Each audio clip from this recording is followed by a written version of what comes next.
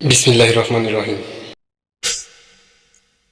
সূরা আত-তাকবীর, আয়াত সংখ্যা ২৯, সূরা সংখ্যা ৮১, পারা ৩০।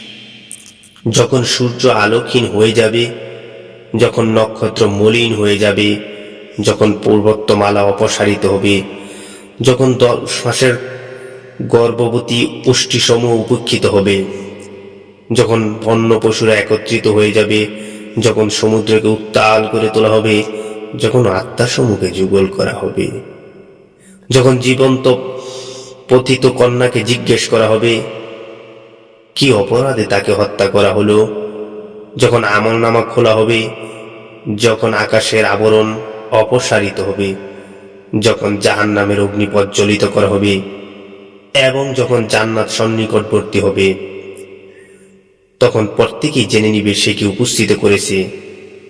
আমি শপথ করি, যেসব নক্ষত্রগুলো পশ্চাতে সরে যায়, চলমান হয় ও অদৃশ্য হয়, শপথ নিবাসান ও নিশাবসান ও প্রভাত আগমনকালীন, নিশ্চয় কোরআন সম্মানিত রসুলের আনিত বাণী, যিনি শক্তিশালী আরশের মালিকের নিকটবর্তী, নিকট মর্যাদাশালী, সবার মান্যবর, সেখানকার বিশ্বাসভাজন এবং তোমাদের সাথী পাগল নন।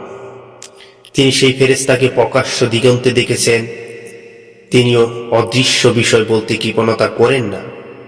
এটা বিতাড়িত শয়তানের উক্তি নয়। অতএব তোমরা কোথায় যাচ্ছ?